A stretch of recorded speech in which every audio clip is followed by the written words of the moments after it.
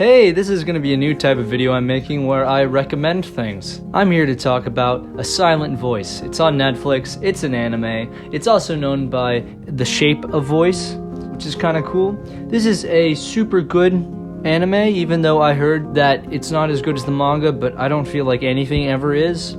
I saw like a video online that said it was bad, but I liked it, so that's fine. I'm going to give you the premise. In this movie, there's a guy who pretty much when he was little, bullied this deaf girl in his school. And then eventually the deaf girl left schools. Then everyone bullied him for having bullied the deaf girl. And then he kind of just becomes super lonely and keeps to himself and doesn't really talk to anyone. Pretty much the movie is about them when they're a little older. I think they're like 17 and 18. Re-meeting and having a relationship again. Blah, blah, blah, right? The characters are super interesting. There's a lot of concepts of like how people approach the sins of their past in different ways. Some in this movie radically deny that they ever did anything wrong.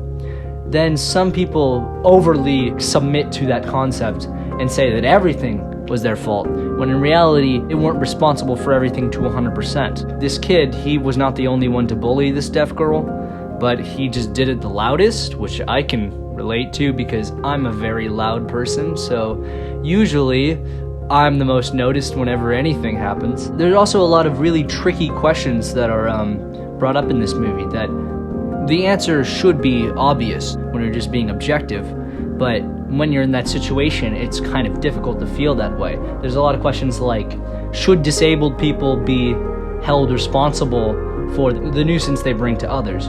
Or how long should a person be punished for a mistake? I'm going to be calling the two main characters the main guy and the main girl because I guess there are different pronunciations of the names depending on the sub and the dub. And I'm saying that I mean the guy who was once a bully and the deaf girl. So pretty much these two characters share an interesting connection. On one hand, the main girl is deaf, which means that she's closed off from society, even though she's always trying super hard to become connected to others. The main guy kind of closes himself off from others due to embarrassment and like fear, and so he kind of avoids society.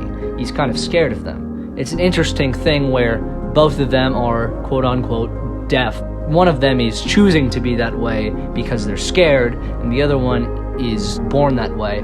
They are in a constant state of wishing they weren't. An interesting turn of events. The main girl gradually teaches him to understand that he's deserving of the love of others, and he teaches her that she's deserving of her own love. She just feels like she's a nuisance onto others. Towards the end, together they come to a realization that aside from the mistakes of their past, they are now better people and they should move on. This is probably the main concept of the whole movie, is that there needs to be a limit of time in which you are pinned to your sins of the past. If you've wronged someone and you've truly apologized and you've changed for the better, there needs to be a point in which people are willing to forgive you and move on. This guy is being held accountable for what he's done way longer than he should be. Anytime that he ever tries to be an individual, people just say, hey, he did this one wrongdoing, we should ostracize him. Another big concept, there are things in life that you shouldn't hold yourself responsible for if no one can control.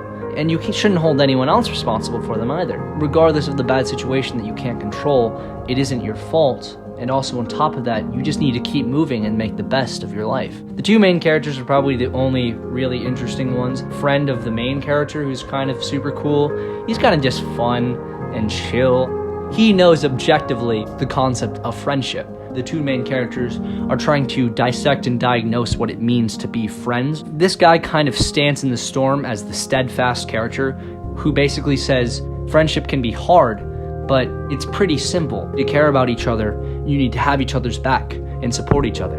He understands that it can be that simple.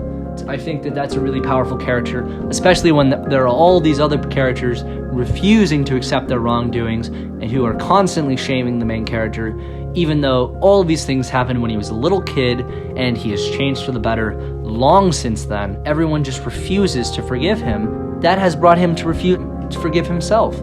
Also, the animation is really interesting. The main character is shy and scared of people. He thinks that he's a bother to everyone else. Everyone around him has X's over their faces.